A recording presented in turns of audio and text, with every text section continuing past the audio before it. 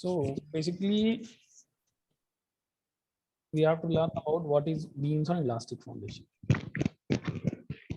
Yes, sir. The concept regarding the beams on elastic foundations originates from like whenever we are doing any analytical modeling. Means suppose we have done any experiment and we want to verify that result either by numerical model or by any experimental model, sorry, analytical model. So the concept of these, how to model these things, means suppose I have done an experiment on check table or anything we have done, how I can verify my results are correct or not. So the concept of beams on elastic foundation came.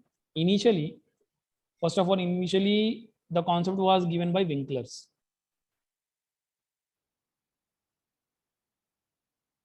model basically. In Winkler's model, what he said, he represented the complete soil in form of a spring. Let us consider that the domain of the spring is, sorry, domain of the soil is L cross B. So what he does, he represented a complete soil in form of a mutually independent springs, which were non-connected from each other. Like suppose this is the base of the soil. Here they are. Here I have fixed those springs. So basically Winkler's, what he said, this all springs represent the medium. Like I'm saying, okay, we are using soft soil or I am using your sandy soil, any type of soil. He represented that complete soil in the form of a discrete springs. And what is the property? Basically, first of all, they were mutually independent.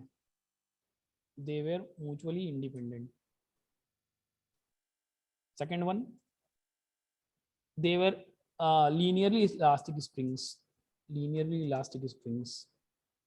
Third one, they were discrete. So what he does, like suppose now whenever suppose I'm saying, okay, some load is applied here. Any type of load you can apply. Suppose I'm applying a load of Q load. Now suppose I'm applying a load here. Wait, I will remove this one.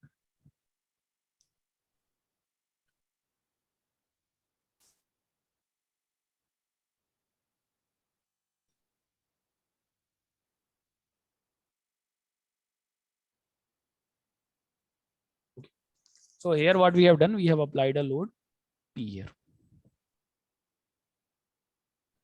And what we know, whenever this load P will be applied, due to the stiffness of the spring, we will get a deformation. And how this deformation, what Winkler observed that whenever this load P is applied in the loaded in wherever, means the condition was that like in this portion only we are connecting the springs. Okay. So he said that the deformation will also occur in those region only in which the springs are attached. So what he said, that this load P will be directly proportional to the amount of load, how much you will load you will apply, that much amount of deflection you will observe. Or this P will be equal to the stiffness of the spring into the deformation obtained in the spring. Now the statement, if you listen to the statement properly, what he is saying that the deflection of the soil medium at any point on the surface is directly proportional to the stress applied at that point and independent of the stresses applied at other location. Means मेरा कहने का मतलब यहाँ पे क्या है, मैंने क्या कहा कि अगर हम लोड P लगाते हैं इस रीजन के अंदर, तो हमें इस रीजन के बाहर यहाँ पर कोई भी डिफॉर्मेशन नहीं मिलेगा, जबकि ऐसा नहीं होता है. एक्चुअल में क्या होता है, अगर तुम प्लेक्सिस में कभी ध्यान दिए हो, जो स्ट्रेस कंटूर्स बनते हैं, कि सपोज करो जैसे मान लो हमने क्या किया, मान लेते सब कुछ करते हैं, मेरे पास ये कोई मीडियम है किस टाइप का, मैं एक फ्लेक्सिबल फुटिंग ले लेता हूँ. सपोज करता हूँ मेरे पास एक फ्लेक्सिबल फुटिंग है, मान लो ये मेरे पास एक फ्लेक्सिबल फुटिंग है मेरे पास, ठीक है. और मैंने फ्लेक्सिबल फुटिंग पे क्या किया, एक लोड लगाया तुम्हारा P का, एक लोड P लगा रखा है तुम्हारा फिर से, ठीक है. अब एक्चुअल में क्या होता है, अगर सपोज करो अगर फ्लेक्सिबल फुटिंग है और किसी कोहेजन लेस सॉइल पर रखी हुई है, तो तुम्हारा डिफॉर्मेशन कैसे आएगा, कुछ डिफॉर्मेशन ऐसे आएगा. ऐसे आएगा और यहाँ से ये घूम जाता है, अगर फ्लेक्सिबल फुटिंग होती है तो ऐसे होता है, और फिर कुछ डिफॉर्मेशन यहाँ पे भी आता है, राइट। ये है तुम्हारा एक्चुअल में डिफ्लेक्शन, जो डिफॉर्मेशन कर्व बनता है तुम्हारा किसी भी फ्लेक्सिबल फुटिंग का कोहेजनलेस सॉइल में। अब विंकलर ने क्या कहा, he said that the deflection will be only in the region where the springs are connected. अब देखो स्प्रिंग तो कहाँ कनेक्टेड है, हमारी स्प्रिंग तो सिर्फ यहीं कनेक्टेड है ना, इतनी दूरी में हमारी, ठीक है। तो इसका मतलब ये डिफॉर्मेशन तो हमें ये मॉडल देगा ही नहीं, जो किनारे ये डिफॉर्मेशन आ रहा है वो डिफॉर्मेशन विंकलर मॉडल हमारा देगा ही नहीं। तो ये इसका क्या हो गया, पहला लिमिटेशन हो गया कि ये सिर्फ और सिर्फ डिफ्लेक्शन उतने ही रीजन में देगा जितने रीजन में आपने लोडिंग कर रखी है, लोडिंग के बाहर वो कोई डिफॉर्मेशन शो ही नहीं करेगा, ठीक है। तो ये इसका सबसे पहला जो था एक लिमिटेशन था कि ये डिफ्लेक्शन उस रीजन में शो ही नहीं करता है जिस रीजन में हमारा लोड नहीं अप्लाइड किया है। जैसे कि एक एग्जांपल के लिए मैंने यहाँ पे दिया तुम्हारा flexible footing on cohesionless soil. Similarly तुम और भी देख सकते हो, इसको मैं यहाँ पे मार्कअप कर देता हूँ, दिस इज, मैं इसको रिकॉर्ड भी कर दिया हूँ तुमको, ये मैं रिकॉर्डिंग भेज भी दूंगा।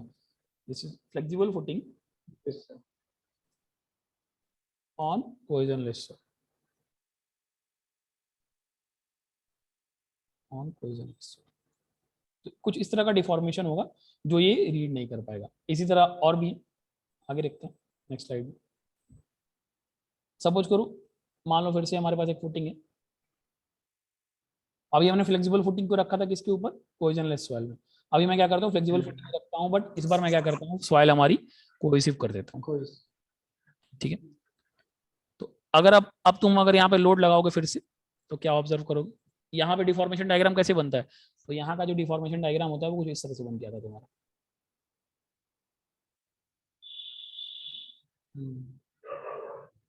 विंकलर्स के हिसाब से क्या हुआ, विंकलर के हिसाब से फिर कहानी क्या आई, विंकलर्स के हिसाब से ये कहानी ये आ गई फिर से कि तुम्हें जो डिफॉर्मेशन मिलेगा वो कितने रीजन में मिलेगा, सिर्फ और सिर्फ तुमको इस रीजन में मिलेगा, इसके बाहर जो डिफॉर्मेशन है वो दिखेगा ही नहीं, ठीक है, क्योंकि लोडर रीजन हमारा कितना है, सिर्फ इतना ही है।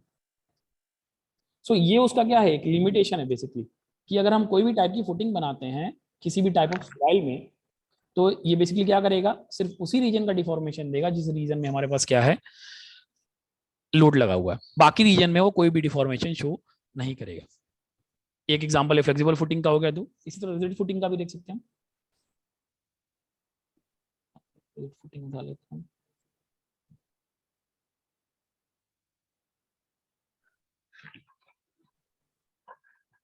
अगर तुम्हारी फुटिंग रिजिड होगी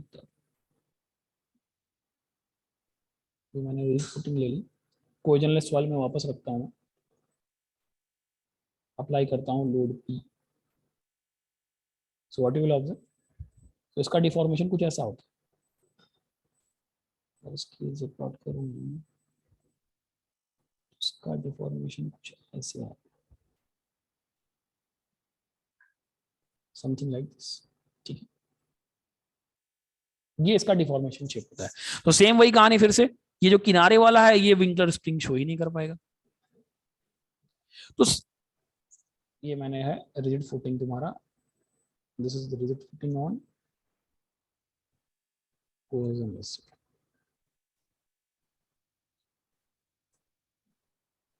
So basically what we observe that the model proposed by Winkler could not show the deflection in the region where load is not applied. However, in actual, there will be deformation away from the loaded region also. So this was the one of the limitation of Winkler spring. Okay. Another one is these springs, as I have shown you in the presentation also, I can go see in this presentation. See, these presentation दिखाई दे रही है ना मेरी? Yes, sir. So you can observe here that these springs are also non-connected, and also the one of the major point of this Winkler was these springs are how these behave as a linear elastic, and we know whenever we are dealing with complex problem, soil behaves non-linearly. So this is another point that which can't be modeled using Winkler's model. Means what he is doing, he is saying these springs will only behave as a will only show a linear behavior. Means it can't show the non-linear behavior of the soil. So this is another one limitation of the Winkler's theory, in which first one, what is the first limitation? First limitation is that this model, that there is no deformation outside the springs. yeah, Yes, sir. this model cannot cannot show the displacement outside the loaded region. Another one is it can't cover up the non-linear response of the soil. And last one is that this springs are not connected. You see, they are independent. However, whenever we consider the soil, all the parts are means grain size to size, grain from grain to grain distribution of stresses are there. So due to this non connectivity of the springs, those grain size to grain to grain distribution of stress cannot occur in this model also. So to do this, these are the few limitations of Winkler's model. Means after this, there are several other models came which propose or which try to remove the limitations of Winkler's model. Like one of the major problem was lack of continuity. Means these springs are not connected. So what they done? Again, bring the white screen. Yeah. See. So what they done? Now the modifications. हमने देखा कि इसमें क्या क्या कमियां हैं. पहली कमी हमारी दिखाई दी कि उसके अंदर कंटिन्यूटी नहीं है स्प्रिंग के अंदर. दूसरा हमारा क्या है, वो लीनियर रिस्पांस नहीं ले सकता है. तीसरा क्या है, जो डिस्प्लेसमेंट है वो सिर्फ और सिर्फ किस रीजन में कन्फाइंड है, लोडर रीजन में ही कन्फाइंड है. तो इसका कुछ मॉडिफिकेशन है. सबसे पहला मॉडिफिकेशन जो आया था वो आया था तुम्हारा फिलेनको बोरोडिच मॉडल के नाम से. इसी के बाद दूसरा जो तुम्हारा मॉडल है वही हेथनी मॉडल है. दैट इज तुम्हारा वही दूसरा तुम्हारा मॉडिफिकेशन है, that is Hetenyi model. This is basically your beams on elastic foundation. Hetenyi model और beams on elastic foundation. Beams on elastic foundation. अब देखो दोनों मॉडल में अंतर कहाँ कहाँ पे. पहले हम देखते हैं तुम्हारा फिल्नोको बोर्डिच मॉडल. इसमें इन्होंने क्या करा, जो हमारी स्प्रिंग थी ना पहले, this is spring,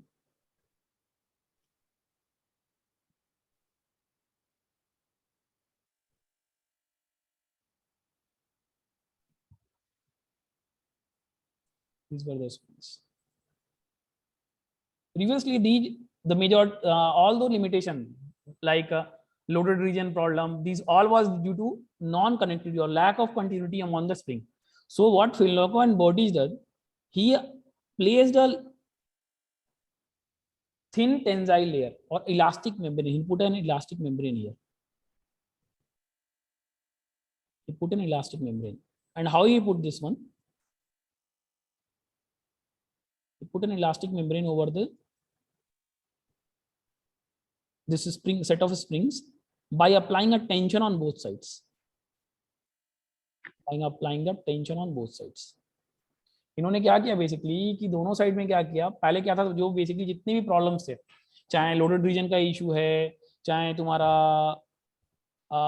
deformation proper नहीं आ पाना, वो बेसिकली क्यों हो रहा था, क्योंकि जो स्प्रिंग है वो आपस में इंटरकनेक्टेड नहीं थे. इसलिए उन्होंने क्या करा, एक इलास्टिक मेम्ब्रेन उठाया, उसके दोनों एंड पे क्या किया, टेंशन लगा दिया और इस स्प्रिंग को अब इससे कनेक्ट कर दिया.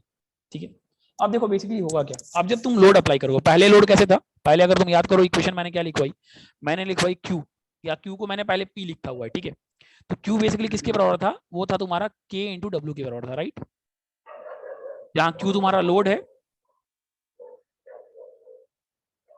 K तुम्हारा क्या है, स्टिफनेस है तुम्हारा स्प्रिंग का, और W क्या था तुम्हारा, this was basically your deflection. ठीक है.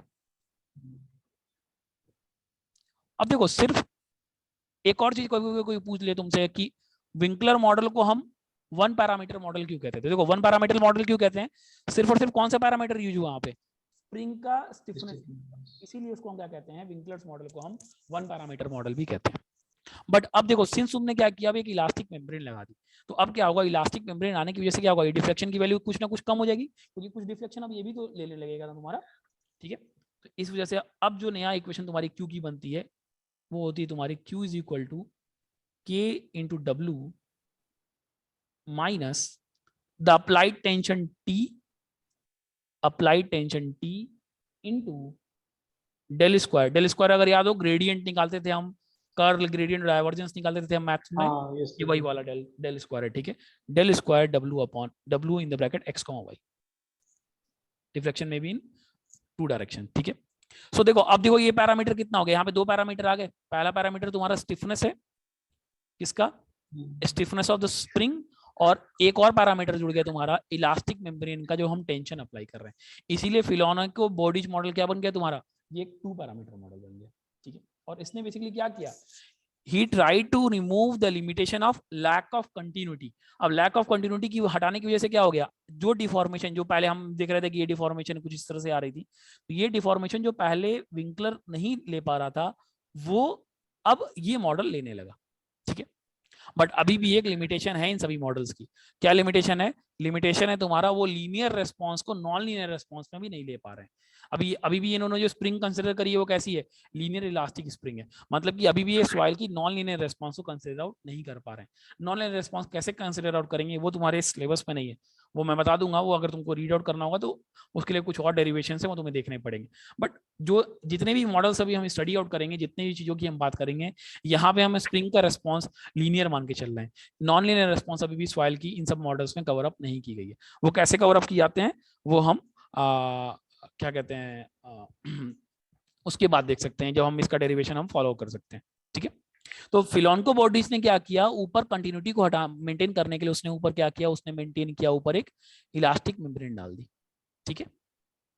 वहीं हेथनेई ने क्या किया ना, हेथनेई ने क्या कहा कि आप इलास्टिक मेम्ब्रेन हटा दो, यहाँ पे एक बीम डाल दो जिसकी विड्थ और डेप्थ हमें पहले से पता हो, मतलब एक डायमेंशन हम उसने माना, एक मेम्ब्रेन थिन मेम्ब्रेन की जगह उसने ऊपर क्या अप्लाई कर दिया तुम्हारा, ऊपर उसने क्या किया, एक इसकी जगह उसने ऊपर क्या अप्लाई कर दिया तुम्हारा, इसके ऊपर उसकी जगह उसने एक बीम लगा दी, इस बीम का हमें डायमेंशन इसे पहले से पता होगा। तो तुम्हारा जो चैप्टर है बीम्स और इलास्टिक फाउंडेशन वो बेसिकली इस मॉडल के ऊपर बेस्ड है, ठीक है।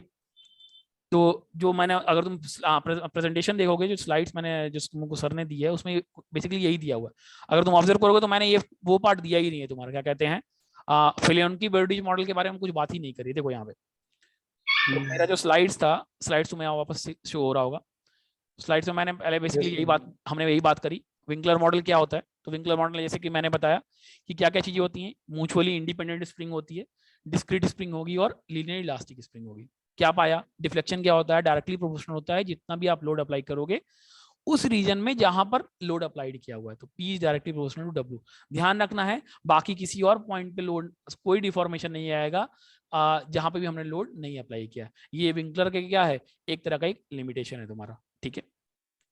ये तुम्हारा मैंने वो डायग्राम पीछे भी बना के दिखाया था डिफरेंट केसेस के लिए। देखो अगर तुम्हारा यूडीएल होगा तो तुम्हारा कनेक्शन ऐसे करना है, अगर कंसंट्रेटेड होगा तो इस तरह से मॉडल बनाना है। अगर तुम्हारा सपोज करो तुमने क्या किया, एक बॉक्स अप्लाई किया, जैसे सपोज करो तो हम क्या करते हैं, हम यूनि कंसंट्रेटेड लोड को कन्वर्ट करना चाहते हैं इन फॉर्म ऑफ यूडीएल, तो हमने क्या किया, एक बॉक्स अप्लाई किया उसके ऊपर लोड, तो अब ये क्या करेगा, ये उस लोड को यूनिफॉर्मली डिस्ट्रीब्यूट करेगा। और अगर तुम्हारा कोई भी जनरल लोड है तो जनरल लोडिंग के लिए तुम्हारा स्प्रिंग कुछ इस तरह से अटैच होगा।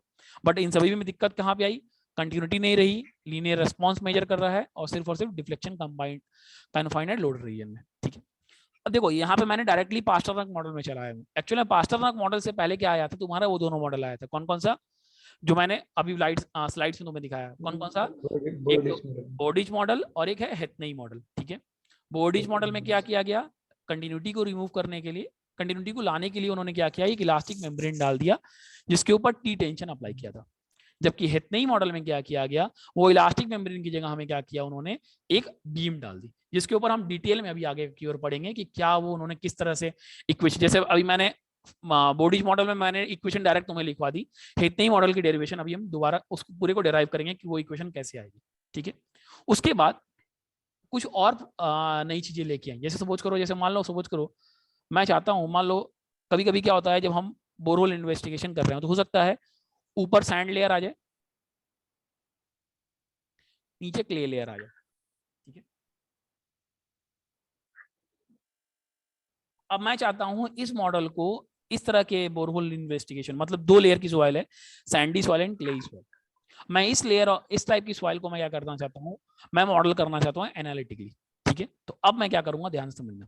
ठीक है, मैं क्या करूंगा, देखो अब मैं क्या करता हूं, मैं क्ले को वापस स्प्रिंग से दिखा दूंगा, क्ले को मैं वापस स्प्रिंग से दिखा दूंगा।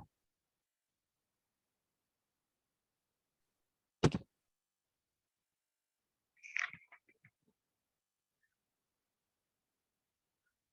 क्ले को मैं वापस स्प्रिंग से दिखा दूंगा, और ये सैंड के लिए मैं क्या करूंगा ना, एक शेयर लेयर लगा दूंगा।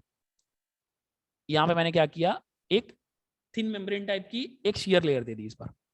देखो अगर तुम देखोगे तो सभी के सभी मॉडल्स लगभग लगभग सेम है, बस अभी ने क्या किया, पैरामीटर बदल दिया। ठीक है, देखो इन्होंने क्या किया, अगर तुम ऑब्जर्व करोगे, बोर्डिच ने क्या किया, टेंशन टी नाम का एक पैरामीटर लाया। ठीक है, हेथनी मॉडल में क्या किया उसके बारे में भी हम आगे देखेंगे। एक छोटा सा उसमें रिकैप दिया मैंने कि वहां पे हमें dimension of beam already known होगी, मतलब कि हम वर्क करेंगे ऑन इनर्शिया और geometry of a type of beam. While in Pasternak model, what we have done, we have introduced a new parameter that is shear modulus G. So basically सभी के सभी क्या कर रहे हैं, सभी के सभी क्या कर रहे हैं, ट्राई कर रहे हैं इस पैरामीटर को हटाने की। लैक ऑफ कंटिन्यूटी जो आ रही थी विंकलर्स मॉडल में, उसको रिमूव आउट करने का तरीका है वो। ठीक है, लेकिन दिक्कत अभी भी सब में वही है, क्या कि लीनियर रेस्पॉन्स मेजर कर रहा है, लीनियर नॉन लीनियर रेस्पॉन्स कैसे आएगा वो अभी मतलब वो तुम्हारे सिलेबस में कवर्ड अप नहीं है, वो अगर बाद में तुम कहोगे तो मैं कभी उसको बता दूंगा। क्लियर है, यहाँ तक कोई डाउट? Yes, sir. ठीक है, नहीं सर। अच्छा एक और जो चीज है, जैसे कि हम शेक टेबल पे मोस्टली वर्क करते हैं, ये जितने भी मॉडल्स हैं अभी तक जितनी भी चीजें मैंने डिस्कस की हैं, ये बेसिकली टाइम डिपेंडेंट डिफॉर्मेशन को कंसिडर नहीं करता है। मतलब कि जो भी डिफॉर्मेशन है वो टी पे डिपेंडेंट नहीं होगा, ध्यान रखना। मतलब कि ये डायनेमिक रेस्पॉन्स को भी अभी मेजर नहीं कर रहा है। वो भी कैसे करेंगे, वो भी इस पार्ट में कवर्ड अप नहीं है, वो हम बाद में देख सकते हैं। ठीक है, क्लियर है? Yes, sir. पास्टरनक मॉडल के बाद सिमिलरली एक और मॉडिफिकेशन आई थी तुम्हारी, that was your we can remove this one, हाँ, that is Kerr model.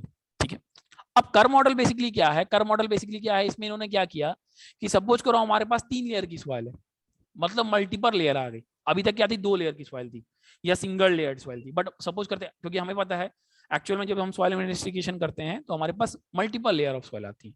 So if we are having multiple layer of soil then what we will do, so basically कर ने क्या किया, हेथनी मॉडल को थोड़ा और मॉडिफाई किया, और उसने क्या किया, अब देखो हेथनी मॉडल कितने पैरामीटर का मॉडल था, 2 पैरामीटर हो गया, एक तुम्हारा स्टिफनेस ऑफ द स्प्रिंग और एक तुम्हारा शियर मॉडुलस। क्लियर है, याद है वो? अगर ध्यान से सॉरी अगर मैं पीछे जाऊं, ठीक है, तो यहाँ पे मैंने क्या किया था, ऊपर एक जी लेयर लगा दी थी, ऊपर मैंने एक स्टिफनेस जी दे दिया था, एक लेयर तुम्हारी शियर लेयर दी थी जिसका पैरामीटर जी था, और नीचे मैंने क्या किया था, एक स्प्रिंग कनेक्ट कर दिया था, राइट? ठीक है, तो ये भी बेसिकली क्या था, एक 2 पैरामीटर मॉडल था, राइट? अब देखो करने क्या किया, ध्यान से देखना, करने क्या किया, देखो एक स्प्रिंग यहां अटैच कर दी। ठीक है, सॉरी ये किधर गया, देखो हाईलाइट, हाँ ठीक है, देखो एक स्प्रिंग ये कनेक्ट कर दी, एक स्प्रिंग ये कनेक्ट कर दी, एक पैरामीटर तो ये हो गया, दूसरा पैरामीटर ये हो गया, और तीसरा पैरामीटर के लिए उसने क्या किया, एक शेयर लेयर और डाल रखी है, तो इसीलिए बेसिकली क्या कहला गया, 3 पैरामीटर मॉडल कहला गया। क्लियर है? Yes, sir. ठीक है, बाकी देखो अभी थोड़ा सा तुमको बेसिकली ये चीजें और डिटेल में इसलिए नहीं समझ में आ रही होंगी क्योंकि बेसिकली हम क्या कर रहे हैं, हम मैं एक ओवरव्यू दे रहा हूं, क्योंकि ये इस पार्ट से तुम्हें कोई भी मतलब अभी नहीं है, बट इसको हम डिटेल में आगे पढ़ सकते हैं। इसका मैं वो भी बता दूंगा, ये अवेलेबल कहाँ पे है, कहाँ से मैंने पढ़ा हुआ, वहां से तुम इन चीजों को और डिटेल में पढ़ सकते हो। इन सभी का अपना एक इक्वेशन है, जैसे कि अगर मैंने स्टार्टिंग में लिखा ना Q इक्वल टू KW, अब हर एक के लिए अलग अलग अपनी इक्वेशन है, वो डेरिवेशन हमें अलग से पढ़ना पड़ेगा, बट हमारे सिलेबस, तुम्हारा जो सिलेबस है उसमें अभी करंटली ये चीजें इंक्लूडेड नहीं है। जो तुम्हारा टॉपिक है वो सीधे सीधे हेथनी मॉडल से आता है, बट सिंस मैं इसको एक देख रहा हूँ तो एक छोटा सा एक ओवरव्यू दे दिया, ताकि हाँ तुम्हें कोई पूछे तो तुम पूरी तरह से वैनिश न रहो, तुम्हें थोड़ा सा पता रहे कि हाँ कर मॉडल क्या है, पास्टरनक मॉडल क्या है। तो बेसिकली क्या है, ये सभी के सभी क्या है, तुम ये एक कॉमन चीज कह सकते हो, ये बेसिकली क्या है, एक मॉडिफिकेशन है किसका, विंकलर्स मॉडल का, जिसमें मैंने बेसिकली क्या किया है, lack of continuity of spring को रिमूव करने का एक तरीका किया है। ठीक है, क्लियर है यहाँ तक? Yes, sir. अब आगे जाने से पहले मैं 2 चीज और बात कर लेता हूँ, मे भी तुम्हें पहले से पता भी हो। What is plane stress and plane strain condition, बताओ। Plane stress condition, sir. हाँ, सबसे पहले प्लेन स्ट्रेन कंडीशन क्या है? Plane strain conditions. एकदम ध्यान मतलब सुना तो है, ध्यान नहीं आ रहा सर। चलो कोई नहीं। प्लेन स्ट्रेन कंडीशन देखो कब आती है, जैसे कि बेसिकली सपोज करो कि मान लो जैसे कि तुम स्टिफ फुटिंग ले लो, ठीक है। स्टिफ फुटिंग में अगर तुम स्टिफ फुटिंग क्या होती है, अगर स्टिफ फुटिंग तुम ध्यान से समझो तो स्टिफ फुटिंग क्या होती है, अगर ये डायग्राम थोड़ा सा मैनेज करना, उसमें क्या होता है, कोई 2 डायमेंशन तीसरी डायमेंशन के मुकाबले बहुत छोटा होता है। मतलब या तो ये हम कहें कि जो तीसरी डायमेंशन होती है वो बहुत बड़ी होती है इन कंपैरिजन टू बाकी दो। स्टिफ फुटिंग में बिल्कुल ऐसा ही होता है। हाँ, yes, sir. एक डायमेंशन इधर से, ये डायमेंशन बहुत बड़ी होती है इन कंपैरिजन टू बाकी दोनों के। ये तो कुछ स्टिफ फुटिंग का जो तुम डायग्राम बनाते हो कुछ इस तरह से बनाते हो, हाँ, yes, sir. ठीक है। कुछ इस तरह से डायग्राम बना होता है तुम्हारा। चल गया, हाँ ठीक है। ये पीछे वाला डायग्राम नीचे आएगा, ठीक है। ये ऐसे जाता है, ये ऐसे कनेक्टेड है, ये ऐसे कनेक्टेड है, ठीक है। तो अगर तुम देखोगे ये लेंथ और ये लेंथ, ये लेंथ और ये लेंथ बहुत छोटी है, बट ये जो लेंथ है तुम्हारी ये बहुत बड़ी है। तो अगर तीसरी डायमेंशन पहली 2 डायमेंशन से बहुत ज्यादा होती है तो वर्क करता है तुम्हारा प्लेन स्ट्रेन कंडीशन। अब बेसिकली प्लेन स्ट्रेन कंडीशन होता क्या है? प्लेन स्ट्रेन कंडीशन क्या होता है? अब देखो इस प्लेन को मैं मानता हूं X, this is X and this is Y, ठीक है। सो जो स्ट्रेन होगा एक्स वाई प्लेन के नॉर्मल में, वो स्ट्रेन हम क्या मानते हैं? 0 मानते हैं। याद आया अभी कि गामा एप्सिलॉन एक्स वाई हमारा 0 होता है, sorry normal to this plane. तो तुम्हारा जो भी नॉर्मल प्लेन में आएगा strain normal to this plane, ये वाला जो प्लेन है, इस प्लेन में जो भी एप्सिलॉन जेड जो तुम्हारा होगा वो क्या होगा? तुम्हारा 0 हो जाएगा, ठीक है। सो एप्सिलॉन जेड क्या होगा इस केस में? 0 होगा। प्लेन स्ट्रेन कंडीशन ये होती है, क्योंकि अभी आगे डेरिवेशन करेंगे उसमें ये चीज आएगी, इसमें मैं पहले इसको कवर अप कर रहा हूँ। एप्सिलॉन जेड इक्वल टू 0 होगा, दैट इज बेसिकली, मैं यहाँ पे लिख देता हूँ इस चीज को कि strain normal to the X Y plane will be 0। Yes, sir. ठीक है। पहला पॉइंट तो ये, सॉरी उससे पहला पॉइंट मैंने जो बोला वो भी मेंशन कर देता हूँ। उससे पहला पॉइंट है प्लेन स्ट्रेन कंडीशन कब आती है? कि तब आती है when the third dimension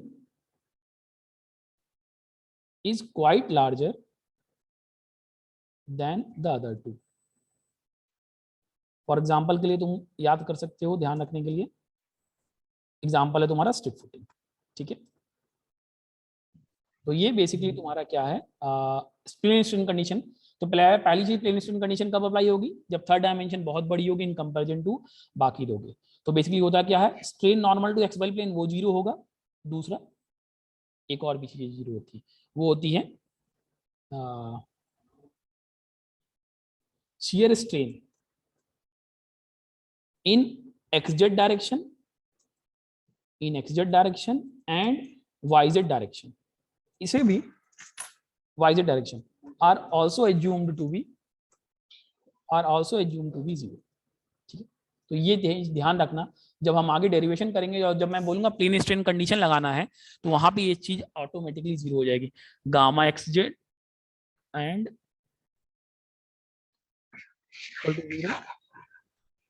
and gamma, sorry Z के बाद गामा वाई जेड भी तुम्हारा क्या होगा? 0।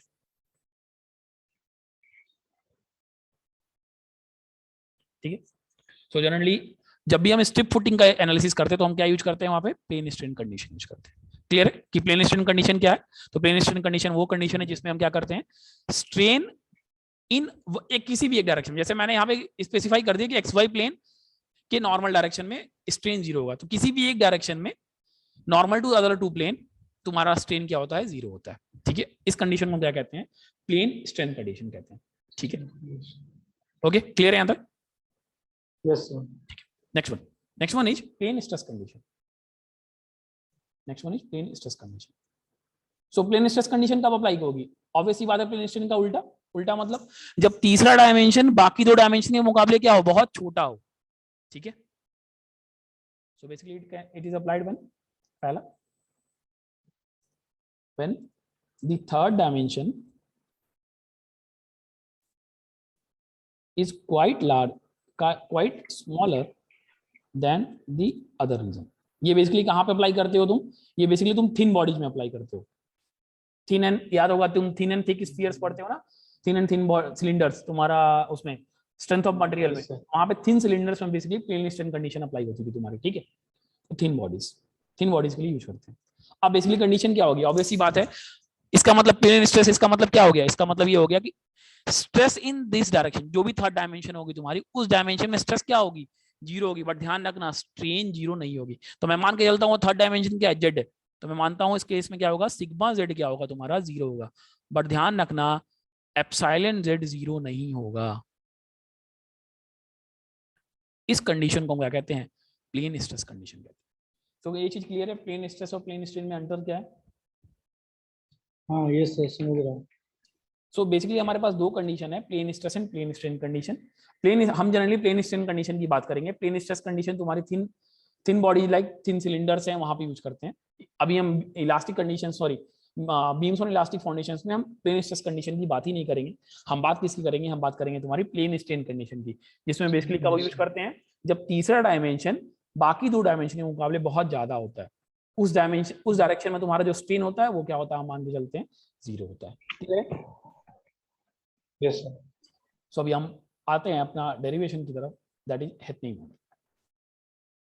सो मेरे पास हेथनी मॉडल है, टॉपिक का नाम इलास्टिक बीमोस।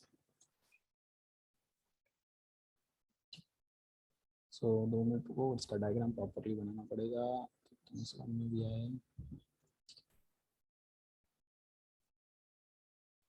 ये मान लो कोई बीम हो गई मेरे पास,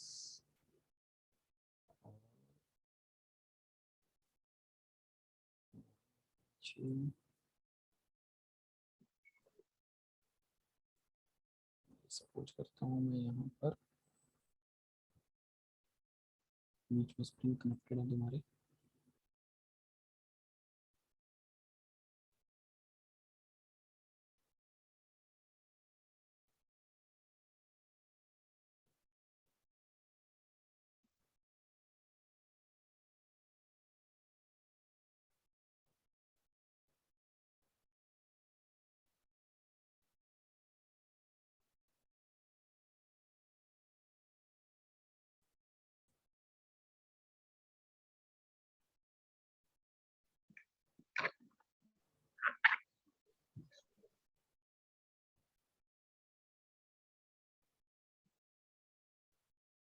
ये मैनेज करना, ये डैश डैश लगेगा, ठीक है।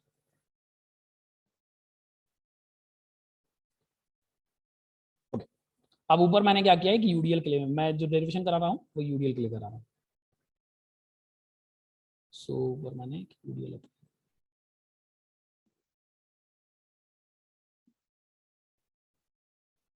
ठीक है। सो नाउ बेसिकली इस यूडीएल की वैल्यू मैं मानता हूँ क्यू,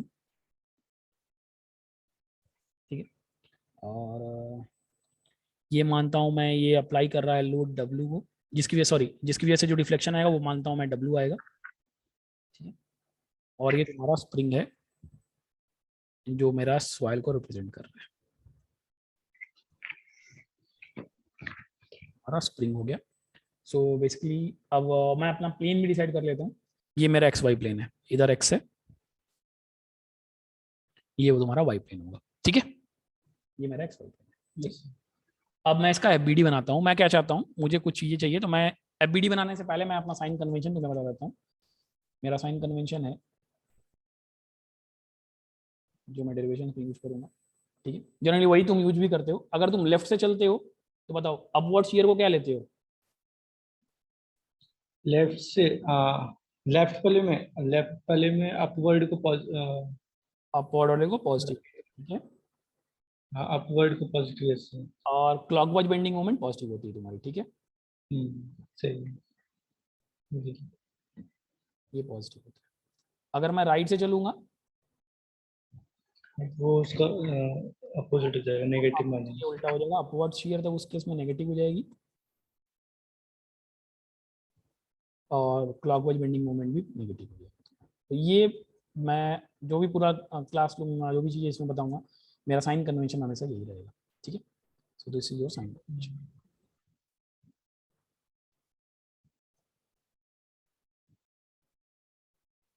दिस इज द ठीक है। सो अब मैं क्या करता हूँ, मैं यहाँ से एक छोटा सा स्ट्रिप कट कर रहा हूँ यहाँ से, ठीक है।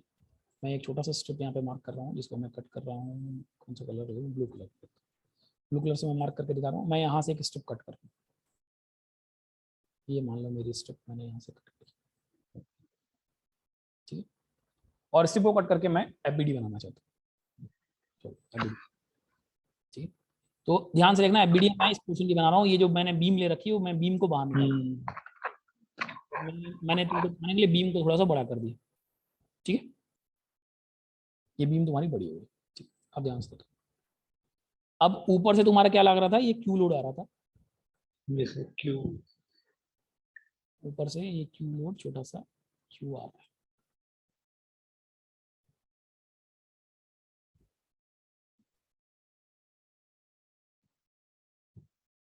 दिस इज नीचे से जब देखो, ये जब बीम नीचे की ओर कुछ डिफ्लेक्शन करना चाहेगा, तो ये स्प्रिंग एक रिएक्शन फोर्स देगा। हाँ यस, सो मैं वो भी दिखा देता हूँ, उसको मैं तुम्हारा ग्रीन कलर से दिखाता हूँ। सो नीचे से ये स्प्रिंग जो है तुम्हारा एक क्यू फोर्स, सॉरी, एक रिएक्शन फोर्स जनरेट कर रहा है।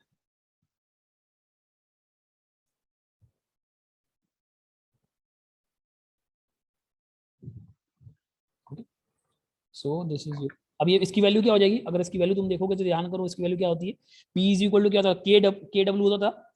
और सिंस मैंने हाँ इसका के लेंथ डब्ल्यू, माना है dx, मैं इसको यहाँ पे मार्कअप कर देता हूँ। ये लेंथ तुम्हारी है, कौन सा कलर, ये डिस्टेंस तुम्हारी जो है, इसको मैं dx मान लेता हूँ, ठीक है। This is your dx। तो सिंस dx लेंथ है, तो छोटी वाले लेंथ के लिए कितना डेवलप होगा, ये डेवलप होगा के डब्ल्यू इंटू डी एक्स, ठीक है। कोई दिक्कत यहाँ तक? अब देखो, के डब्ल्यू इंटू डी एक्स, देखो W जो था तो तुम्हारा पूरी लेंथ पे था, तो छोटी लेंथ पे कितना हो जाएगा, W इंटू डी एक्स। पूरे पे अगर यूनिट लेंथ पे अगर डिफ्लेक्शन तुम्हारा W का है, तो छोटी स्ट्रिप पे कितना है, W into D X. D X क्या है तुम्हारा, x इक्वल 0 टू x वेरी करेगा, ठीक है, तभी तो तुमको WX मिलेगा। यस यस, समझिए। चलो अभी एक चीज और, अभी एक और, अभी मैंने क्या किया, सेक्शन कट किया। तो अगर तुम किसी भी बीम के सेक्शन को कट करते हो, तो तुम्हें यहाँ पे क्या मिलेगा, सेक्शन के किनारे के तुम्हें शियर फोर्स और बेंडिंग मोमेंट मिलेगा, बिल्कुल। तो देखो, अगर तुम्हारे हाँ सेक्शन लेफ्ट साइड में अगर मैं देखूं, तो देखो, अगर ये बीम इधर की ओर जाना चाहेगी, तो लेफ्ट हैंड साइड में जो शियर एक्ट करेगा वो ऊपर की तरफ एक्ट करेगा। Upward, yes sir. मैं तो थिकनेस बढ़ा के दिखा रहा हूँ पिंक कलर से। तो देखो, ये क्यू ऊपर की ओर एक्ट करेगा तुम्हारा, ठीक है। सो ये तुम्हारा कैपिटल क्यू है, कैपिटल क्यू ध्यान रखना, इसको मैं कह रहा हूँ दिस इज योर शियर, ठीक है। अब सिमिलरली राइट हैंड साइड में जो क्यू डेवलप होगा, वो किधर क्यों डेवलप होगा, वो नीचे क्यों डेवलप होगा, राइट हैंड साइड में, देखो, क्योंकि ये पोर्शन नीचे की ओर जाएगा, देखो तभी तो बेंडिंग मोमेंट जो तुम्हारा डेवलप होगा वो किस तरह से होगा, इस साइड में। देखो अब, क्योंकि शियर फोर्स तुम्हारा क्या डेवलप करता है, ट्रांसफर डायरेक्शन में होगा, इधर की तरफ अगर ऊपर की तरफ आएगा तो नीचे की तरफ, इधर की ओर किधर की ओर आएगा, इधर की ओर थोड़ा सा नीचे की ओर जाएगा।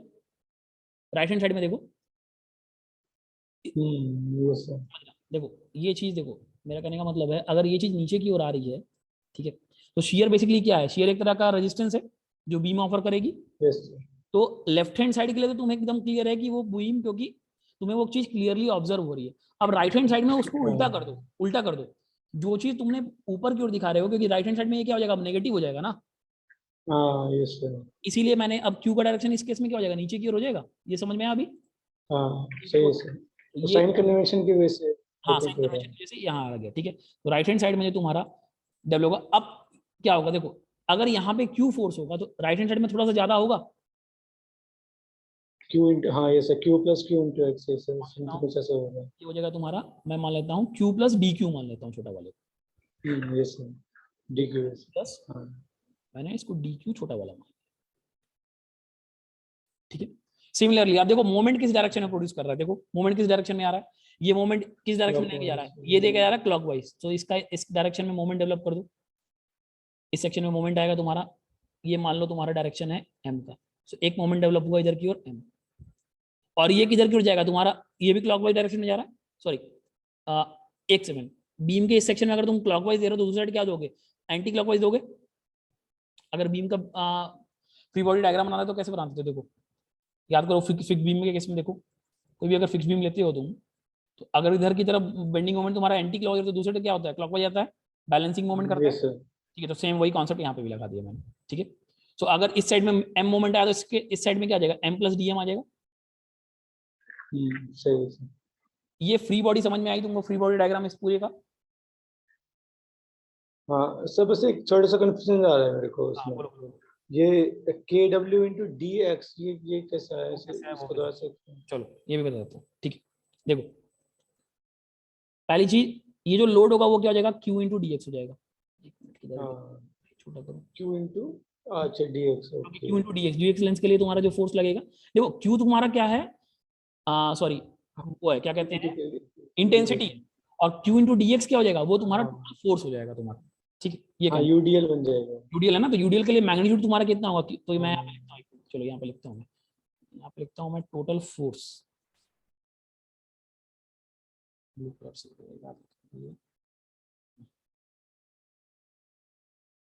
ठीक है।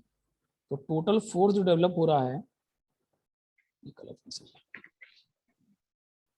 टोटल फोर्स जो डेवलप हो रहा है, ठीक है, ठीक है। टोटल फोर्स जो डेवलप हो रहा है वो हो रहा है तुम्हारा q इंटू डी एक्स का, ठीक है।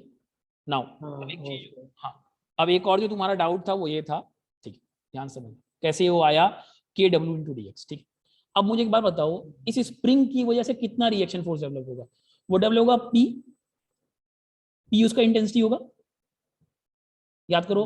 जो यस यस। स्प्रिंग कर रहे थे तो तुम्हारा क्या आ रहा था, जो डेवलप हो रहा था पी डायरेक्टली डब्ल्यू आ रहा था, तो जितना ही नीचे जाएगा उतना इंटेंसिटी का पी फोर्स डेवलप करेगा, बोलो हाँ या ना। हाँ यस सर। ठीक है, तो अगर पी उसकी इंटेंसिटी होगी तो टोटल रिएक्शन फोर्स कितना हो जाएगा बता दो। टोटल रिएक्शन फोर्स होगा के इंटू डब्ल्यू, उसका वो सॉरी, टोटल रिएक्शन फोर्स वो हो जाएगा तुम्हारा पी इंटू डी एक्स हो पी जाएगा, इंटू डी एक्स, ठीक पी है। Into D x, yes. और पी किसके बराबर होता है, वो के इंटू डब्ल्यू होता है, याद आया अभी, हाँ यस सर। अभी स्टार्टिंग में लिखा था P is directly proportional to W, so P is equal to K W. तो अभी ये समझ में आया मैंने के डब्ल्यू इंटू डी एक्स कहाँ से लिखा था, ये के डब्ल्यू डी एक्स कैसे है समझ में आ गया अभी, हाँ फिर से अगर सर, दोबारा एक, हाँ एक्चुअली सर मेरे को ये तो समझ में आ गया, लेकिन एक छोटा सा डाउट रह रहा है। बताओ। सपोज कि जी मैंने यहाँ पे एक सेक्शन कट किया है, ये बीच में बीम के, ठीक है, फिर उसमें सपोज कि यहाँ पर एक, यहाँ पर बहुत सारे स्प्रिंग लगे हुए हैं। बिल्कुल तो बिल्कुल हर स्प्रिंग पे जो मतलब ऊपर जो फोर्स लगाएगा, बिल्कुल, वो पॉइंट लोड में रिएक्शन आएगी यहाँ पर, नहीं यूडीएल के फॉर्म में है होगी ना? ना, यूडीएल के फॉर्म में होगी ना, क्योंकि देखो बेसिकली क्या होगा, अभी तो तुमको यहाँ देखने में स्प्रिंग बहुत दूर दूर मैंने लगा रखी है, स्प्रिंग बहुत पास पास लगी होगी ना, अच्छा, as a okay, UDL act करने हाँ लगेगा ना वो ना, ठीक है। हाँ, ओके, यही कंफ्यूजन था, ठीक है, इसको मतलब यूडीएल कंसिडर हाँ करेंगे एज ए इसको। यूडीएल, कभी भी अगर तुम कभी भी स्ट्रेस डिस्ट्रीब्यूशन अगर ऑब्जर्व करो सॉइल में, जब भी तुम स्ट्रेस डिस्ट्रीब्यूशन लेते हो तो कैसे लेते हो, वो तुम हमेशा as a in form of uniformly distributed load लेके चलते हो ना तुम्हारा, ठीक है। तो ये एफबीडी क्लियर है, मुझे बता दो एक बार, हाँ यस सर। ठीक है। अगर ये एफबीडी क्लियर है तो इसके बाद आप डेरिवेशन करने में कोई दिक्कत तुम्हें नहीं आएगी, देखते हैं। अब देखो अब कुछ नहीं करना है, अब मैं तुम्हें इसका डेरिवेशन कैसे समझाऊं, चलो मैं कुछ चीज़ों को यहाँ से रफ कर रहा हूँ, ठीक है, जो मेरे काम का नहीं है, साइन कन्वेंशन याद रखना, और डायग्राम मैं यहीं हाँ रखूंगा, यस। ठीक है। चलो देखते हैं, अब तुम यहाँ पे अप्लाई करो sigma F Y equal to 0, अच्छा, पर्टिकुलर फोर्स इक्विलिब्रियम कंडीशन लगाते हैं, देखो सिग्मा एफ एक्स तो कुछ है ही नहीं, हम्म, ठीक है, सिग्मा एफ वाई लगाओ, हाँ सिग्मा एफ वाई लगाओ, और चलो सिग्मा एफ वाई में देखो क्या क्या आएगा, मैं लिखता हूँ, देखना कहीं कहीं जोर पड़ना हो, देखो पहले मैंने लिखा shear force Q minus Q plus D Q, Q plus D. ठीक है। फिर आ रहा है प्लस, ये आ रहा है के डब्ल्यू इंटू डी एक्स आ रहा है, एक नीचे से रिएक्शन आ रहा है स्प्रिंग का, हाँ यस सर। ऊपर से तुम्हारा एक q force q d x आ रहा है, हाँ, q into D x. This is equal to 0, यहाँ तक कोई दिक्कत, नहीं सर, ठीक है। सो मैं यहाँ से और क्या लिख सकता हूँ, अब देखो ये क्यू से ये क्यू कट जाएगा, तो क्या बचेगा तुम्हारे, यहाँ आ जाएगा minus d q d q minus d x. K डब्ल्यू into D x, minus q d x equal to 0। मैं क्या करता हूँ, ये वाले टर्म को डी क्यू को इधर लेके आता हूँ और डी एक्स कॉमन लेके इधर भेज देता हूँ। तो तुम्हारे पास इक्वेशन अगर मैं देखूँ तो यहाँ पे ये बनेगी, देखो अगर मैं इक्वेशन लिखूँ D Q by D X, D Q by D x is equal to KW minus Q. K W minus Q. और अगर ध्यान से अगर तुम थोड़ा सोचो, अगर याद करोगे तो देखो, अगर मैंने तुमको बोर्डिज इक्वेशन लिखवाई थी उसमें कुछ ऐसा ही लिखा हुआ था, के डब्ल्यू माइनस समथिंग लिखा था। हाँ यस सर। देखो ये धीरे धीरे उसी फॉर्म में, धीरे धीरे मतलब वो भी फॉर्म कुछ इस तरह से आएगा। क्लियर है यहाँ तक, कोई डाउट नहीं सर। ठीक है। अब जो है तुम्हारा ठीक है, अब मैं डायग्राम, इस डायग्राम की मुझे अभी जरूरत नहीं है तो मैं इसको अभी थोड़ी देर के हटा रहा हूँ। डायग्राम ऐसे उस फिगर में भी बना हुआ है, बाकी मैं क्लास रिकॉर्ड ओवर होने के बाद रिकॉर्डिंग तुमको पूरी की भेज दूंगा तुम्हें, ठीक है। तो मैं अभी यहाँ से सब चीज मैं यहाँ से रख, मुझे एफबीडी की जरूरत होगी तो एफबीडी में रख। सो अब देखो यहाँ से, अब अगर तुमको पता होगा, मुझे बताओ डिफ्लेक्शन और मोमेंट में क्या रिलेशन होता है सोम से। डिफ्लेक्शन और मोमेंट में, हाँ डिफ्लेक्शन और मोमेंट में क्या रिलेशन? मेरे को ध्यान आने में बताता हूँ एक मिनट। मूवमेंट का 2 टाइम डिफरेंशिएशन करेंगे तो सर वो स्लोप देगा, और नहीं मूवमेंट का अगर 1 टाइम डिफरेंशिएट करेंगे तो वो देगा आपको, क्या बोलते हैं, स्लोप, और 2 टाइम करेंगे तो डिफ्लेक्शन देगा सर, ऐसे कुछ तो था m मेरे इज को इक्वल ध्यान आ टू, रहा है। हाँ ऐसा ही था, m is equal to minus E I, since मैंने डिफ्लेक्शन को w माना हुआ है तो d two w by D x square, वही तुमने बोला, 2 टाइम डिफरेंशिएशन ये होगा, ठीक है। ऑल्सो तुमने शेयर के लिए भी एक रिलेशन बोला कि मोमेंट को अगर मैं एक बार डिफरेंशिएट करूं तो तुम्हें शेयर फोर्स मिल जाएगा, मिलेगा dm बाई डी एक्स। बोलो कोई दिक्कत यहाँ तक? ठीक है। तो मुझे एक बार बताओ, अगर मैं इसको यहाँ से ये लिखूं d Q by D x लिखना चाहता हूँ, बता दो d Q by D x यहाँ से कितना हो जाएगा? So d Q by D x is equal to, it will be nothing but it will be equal to d two m by D x square. Yes. और ऊपर वाली equation में डाल दो तो ये क्या हो जाएगा तुम्हारा, it will be equal to minus of E I, minus of E I d की पावर 4 डब्ल्यू बाई डी एक्स की पावर 4 हो जाएगा। m की जगह मैंने इक्वेशन डाल दी, ठीक है। तो देखो यहाँ से D Q by D x की वैल्यू ये आ रही है, minus E I D. Minus minus का कोई स्पेसिफिक रीजन माइनस होने का? माइनस होने का स्पेसिफिक रीजन तुम्हारा क्या है, अगर तुम याद करो क्या कहते हैं, शेयर फोर्स, सॉरी जो शेयर फोर्स क्या होता है, एक तरह का रजिस्टिंग फोर्स होता है ना तुम्हारा डिफ्लेक्शन का। हाँ, तो तुमने शेयर फोर्स को क्या किया, पॉजिटिव मान लिया, तो मूवमेंट को ऑटोमेटिकली क्या करना पड़ेगा, नेगेटिव मानना पड़ेगा। या तो तुम शेयर फोर्स को नेगेटिव मान, बेसिकली अगर इक्वेशन याद करो सोम में क्या करते थे, शेयर फोर्स क्या है, रजिस्टिंग फोर्स है तुम्हारे वर्टिकल फोर्सेस का, ठीक है। तो मैंने यहाँ पे क्या किया, शेयर फोर्स को पॉजिटिव मान लिया। जनरली तुम्हारा क्या होता है, v is equal to minus D W by D X होता है, राइट। Yes sir. मैंने शेयर फोर्स को पॉजिटिव मान लिया, इसलिए मैंने मोमेंट को नेगेटिव कर दिया, ठीक है। अच्छा, और मैं ऐसा इसलिए कर रहा हूँ क्योंकि जो इसकी टेक्स्ट बुक है, जो मतलब स्टैंडर्ड बुक है, वो सेल्वोदुराई द्वारा लिखी गई है, ठीक है। उन्होंने ऐसा ही साइन कन्वेंशन फॉलो किया है, तो ताकि मिसमैच ना हो अगर स्टूडेंट बुक को फॉलो करता है, तो इसीलिए हमने भी उसी कॉन्सेप्ट को यूज किया हुआ। क्लियर है यहाँ तक, कोई दिक्कत? हाँ, अब देखो, अब इसी क्वेश्चन को उठा के, ये वैल्यू को उठा के तुम इसमें डाल दो, तो जैसे ही तुम यहाँ पे डालोगे तो देखो क्या बनेगा, ये मैं यहाँ पे लिख रहा हूँ, डी फोर डब्ल्यू बाई डी एक्स की power 4 into E I is equal to q minus k डब्ल्यू आ जाएगा। हाँ यस। ठीक है। सो तुम्हारी यहां से हेटनी मॉडल के लिए इक्वेशन आ गई। इक्वेशन क्या आई तुम्हारी, मैं यहां लिख देता हूं, on putting the value of D Q by D X in the equilibrium equation, in the equilibrium equation we get, क्या मिलता है, मिलता है, मैंने वहां पुटअप किया तो वहां वैल्यू वहां था, तो मैंने पुटअप किया तो ये हो गया minus E I d four डब्ल्यू डिवाइडेड बाई डी एक्स की power 4 it will is equal to मेरा के डब्ल्यू माइनस क्यू। और सो हमारी इक्वेशन आ गई यहाँ से, this implies E I d four डब्ल्यू अपॉन में dx की power 4 is equal to q minus k. So this is your general expression for Hetenyi, ठीक है, या बीम्स और इलास्टिक फाउंडेशन का ये तुम्हारा एक इक्वेशन।